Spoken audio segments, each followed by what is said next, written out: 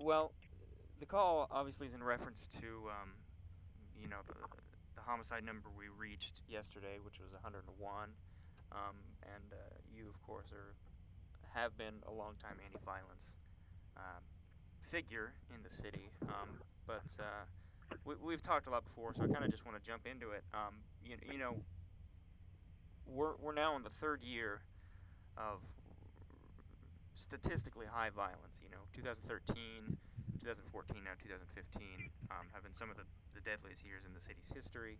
In response to that, you know, have been a bit controversial at times because you haven't been afraid to advocate some tough measures to deal with that. You know, stop and frisk, other things. I mean, do you think it's going to take efforts like that, you know, sort of tough solutions to deal with this problem? And if so, I mean, you know, what are the ones that you favor that you think are going to work?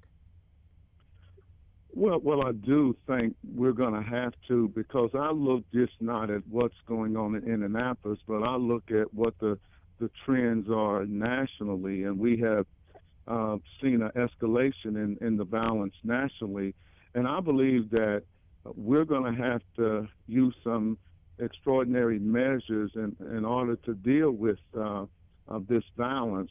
We have a proliferation of handguns on the streets in the hands of individuals who have no regard for the sanctity of human life. And then we have a subculture out here that glorifies the gangster lifestyle. So we have to, in my mind, address the possession of illegal guns in the hands of these individuals. And I just think police have to be more aggressive and creative at trying to get a handle on all of these guns out there in the streets. Sure. You mentioned a subculture. You, of course, were threatened. It was a couple days ago, sometime last week, while you were out with the 10-Point Coalition.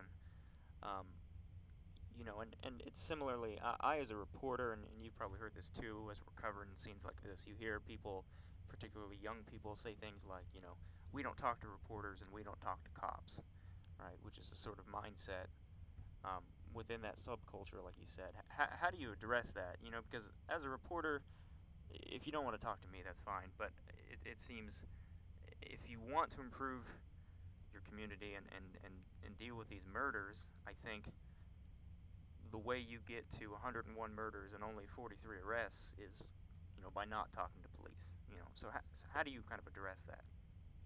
Well, I think that is an issue that we're going to have to address, and particularly here's where my criticism is in the black community is that we have buried our head in the sand and have not addressed this whole issue about not snitching, and we've become numb to the violence.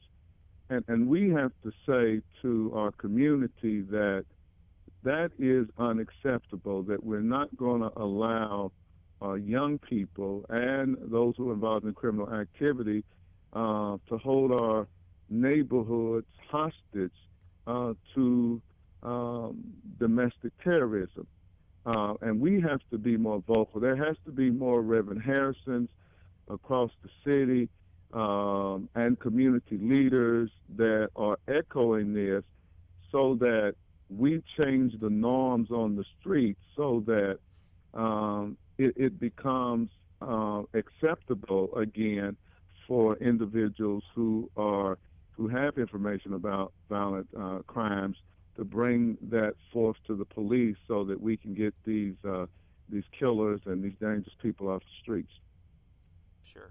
You mentioned it's going to need to be a culture change within the black community who needs to kind of stand up and take ownership of their streets.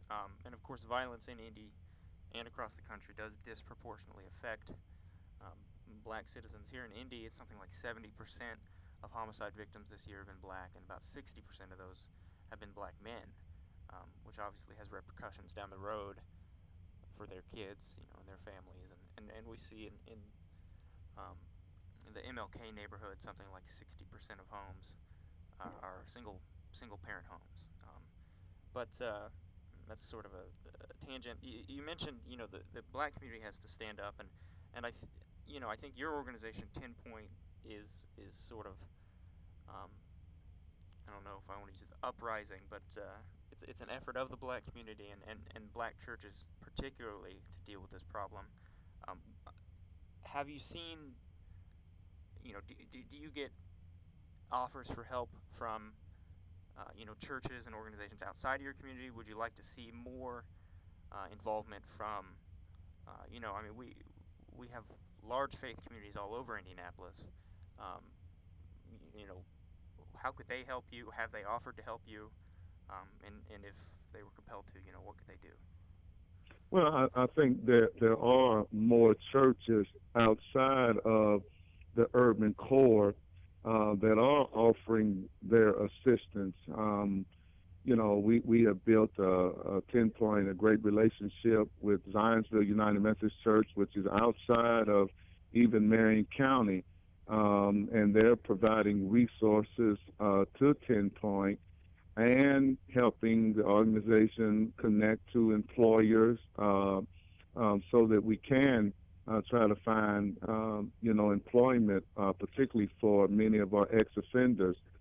I think there are suburban churches and larger churches that have resources that they could bring to the table that could help us to address the multiplicity of issues that's impacting the violence, whether it's job training, job placement,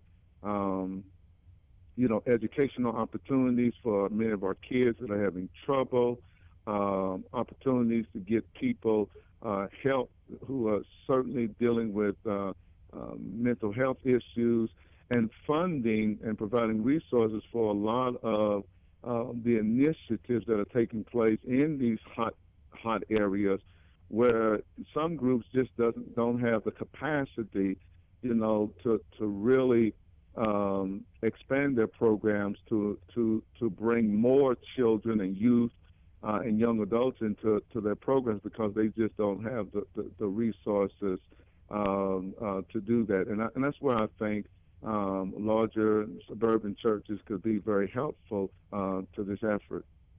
Sure. One last question, and you kind of already touched on it. One of the big things 10 Point does, other than the faith patrols, is acting as a reentry program.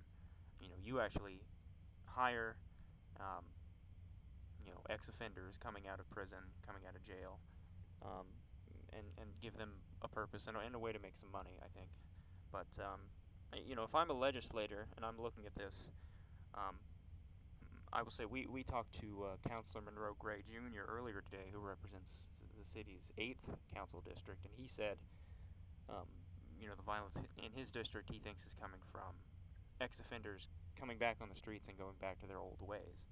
So if I'm a legislator, maybe not at the city council level, but but certainly at the state house level, I mean, are there changes that I could make that you would advocate for to, I guess, address recidivism, but increase the chance of someone coming out of prison finding an opportunity that isn't them just going back to crime?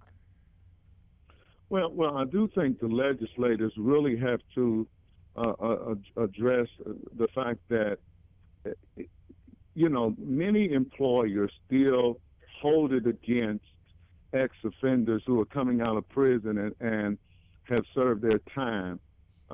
Many ex-offenders feel like they have the mark of Cain on them because they went to prison, they've served their time, but they feel like they're still in prison because they don't feel like employers are giving them an opportunity to work. And there are many in this city who do want to work.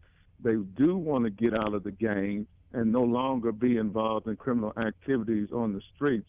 So we have to find some way, legislators, to incentivize businesses to give ex-offenders an opportunity to work.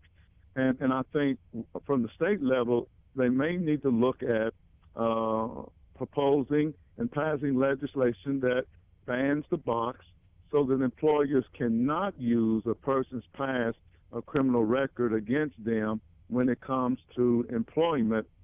And then thirdly, I do think they have to look at some kind of statewide initiatives that help support groups like 10 Point who are using ex-offenders to go back into these neighborhoods and help clean them up, because I think they are the best soldiers that we have in fighting against this gun violence epidemic.